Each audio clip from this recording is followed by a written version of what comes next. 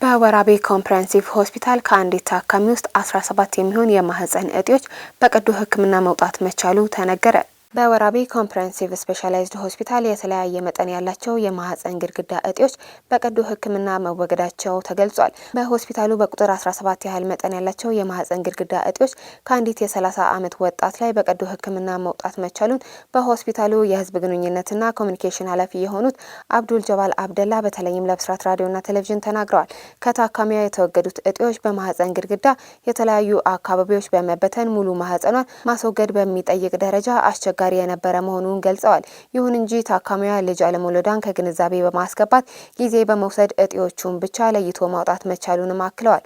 በመሆኑም አሁን ላይ ታካሚዋ በሙሉ ጤንነት ላይ እንደምትገኝ አቶ አብዱል ጀባል አብደላ ጨምረው ለብስራት ራዲዮና ቴሌቪዥን ተናግረዋል። ዘገባው የኤደን ሽመልስ ነው። በኦሮሚያ ክልል በአንድ ሳምንት ውስጥ በደረሰ የትራፊክ አደጋ የ22 ሰዎች ህይወት ማለፉ ተነገረ። በኦሮሚያ ክልል ከመጋቢት 1 እስከ መጋቢት 7 ቀን 2017 ዓ.ም ድረስ ባሉት ቀናቶች በደረሰ የትራፊክ አደጋ የ22 ሰዎች ህይወት ሲያልፍ በ43 ሰዎች ላይ ከባድ የአካል ጉዳት ደርሷል። በንብረት ላይ የደረሰ ውድመት በገንዘብ ሲተመን ከ300 ሺህ ብር በላይ የሚገመትም ነው። አደጋዎቹ በተለያዩ ዞኖችና ከተሞች የተከሰቱ ሲሆን በርካታ የሞት አደጋዎች የተከሰቱት በምዕራብ ሸዋና ምስራቅ ሐረርጌ ዞን መሆኑም ተገልጿል። በአንድ ሳምንት ውስጥ በደረሰ አደጋ ከ11 ዓመት እስከ 65 ዓመት የዕድሜ ክልል የሚገኙ ሰዎች ህይወታቸው ማለፉን የኦሮሚያ ክልል የትራፊክ ቁጥጥር ክፍል ባለሙያ የሆኑት ኢንስፔክተር መሰለ አበራ ለብስራት ራዲዮና ቴሌቪዥን ተናግረዋል። አብዛኞቹ አደጋዎች የተከሰቱት በቀኑ ክፍል ጊዜ ሲሆን አደጋውን ያደረሱት ወንድ አሽከርካሪዎች ናቸው። የሞት አደጋዎቹ የደረሱት በጭነት በህዝብ ማመላለሻ ባለሶስት እግር ባጃጅና በሞተር ሳይክል የተከሰቱ መሆናቸው ተገልጿል። የአደጋዎቹ መንስኤዎች ከፍጥነት ወሰን በላይ ማሽከርከርና ለእግረኛ ቅድሚያ አለመስጠት፣ የቴክኒክ ችግር፣ ለተሽከርካሪ ቅድሚያ አለመስጠትና ርቀትን ጠብቆ መሽከርከር መሆኑን ኢንስፔክተር መሰለ አበራ ለብስራት ራዲዮና ቴሌቪዥን ተናግረዋል። ዘገባው የሳምሬ ስዩም ነው።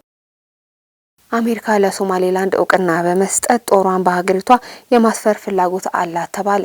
ፋይናንሻል ታይምስ ይዞት የወጣው ዘገባ እንደሚያሳየው ከሆነ የትራምፕ አስተዳደር ለሶማሌላንድ ከፊል እውቅና በመስጠት በሀገሪቱ የባህር ኃይሉን የማስፈር ፍላጎት አላቸው ብለዋል።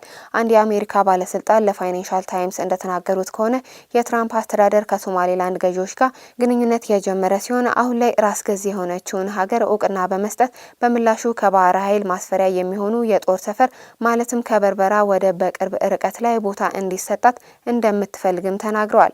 በዚህም በተጨማሪ የትራምፕ አስተዳደር ከአሜሪካና ከጋዛ የሚፈናቀሉ ሰዎች በሶማሌላንድ የማስፈር እቅድ እንዳላቸውን በተደጋጋሚ ሲገልጹ የቆዩ ጉዳይ ቢሆንም የአሜሪካ መንግስት ተቀዳሚ ፍላጎትና በሶማሌላንድ የባህር ኃይል ጦር ሰፈር መገንባት መሆኑን ተናግረዋል። በሰሜናዊ የሶማሌ ክልል የምትገኘው ሶማሌላንድ የቀድሞ የብሪቲሽ ግዛት አካል የነበረች ሲሆን እንደ ኢሮፓያን አቆጣጠር ከ1991 ጀምሮ ራሷን ከሶማሌ በማግለል ራስ ገዝ መሆኗን ያወጀች ሀገር ናት። ይህም የሆነው ደግሞ የአምባገነኑ የዚያድ ባሬ ስርዓት ፈርሶ ሶማሊያ ወደ ለየለት የእርስ በርስ ጦርነት መግባቷን ተከትሎ ነው።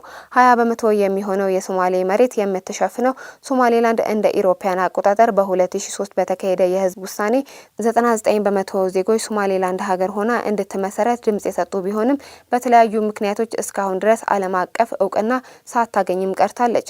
ሶማሌላንድ ከዚህ ቀደም ከኢትዮጵያ መንግስት ጋር በወደብ ተጠቃሚነት ዙሪያ በመዲናችን አዲስ አበባ ከኢትዮጵያው ጠቅላይ ሚኒስትር ዶክተር አብይ አህመድ ጋር በመግባቢያ ስምምነት መፈረሟም አይዘነጋም። ትራምፕ ማክሰኞ ዕለት ስለ ዩክሬን ጦርነት ከፑቲን ጋር እንደሚነጋገሩ አስታወቁ።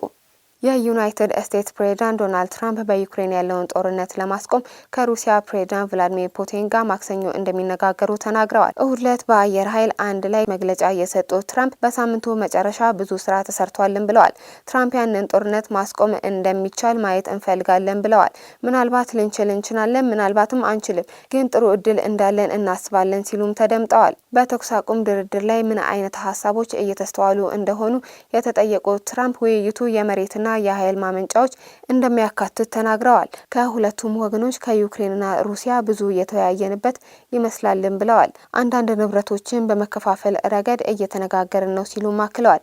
የትራምፕ አስተያየት ተከትሎ አንድ ከፍተኛ የሩሲያ ባለስልጣን ለሀገር ውስጥ መገናኛ ብዙኃን እንደተናገሩት ማንኛውም የሰላም ስምምነት የዩክሬን የኔቶ አባላትን የሚከለክል ነው ሲሉም ገልጸዋል። የሩሲያ የውጭ ጉዳይ ሚኒስትር ዴኤታ አሌክሳንደር ግሩሽኮ ከሩሲያ ጋዜጠኛ አዝቬሻ ጋር ባደረጉት ቃለ ምልልስ ሞስኮ የተኩስ አቁም ስምምነትን ለመድረስ የደህንነት ዋስትና እንደሚያስፈልጋትም ተናግረዋል። ዋሽንግተን ባለፈው ሳምንት በጅዳ ሳውዲ አረቢያ በተካሄደው ድርድር በኋላ አፋጣኝ የ30 ቀን የእርቅ ስምምነት ሁለቱ ወገኖች እንዲስማሙ ለማድረግ ተስፋ አድርጋለች። የዩክሬን ፕሬዝዳንት ቮሎዲሚር ዜሌንስኪ ሀሳቡን ሲቀበሉ ፑቲን በመርህ ደረጃ እደግፋለሁ ከማለት ባለፈ እስካሁን ድረስ ይሁንታ አልሰጡም። የሩሲያ መሪ ባለፈው ሳምንት እንዳስታወቁት እቅዱ በአብዛኛው ኪዮቭን እንደሚጠብቅ የሩሲያ ኃይሎች ትርፍ እያስመዘገቡ በመሆናቸውና በተነሳሽነት ላይ ከባድ ጥያቄዎችም አስነስተዋል።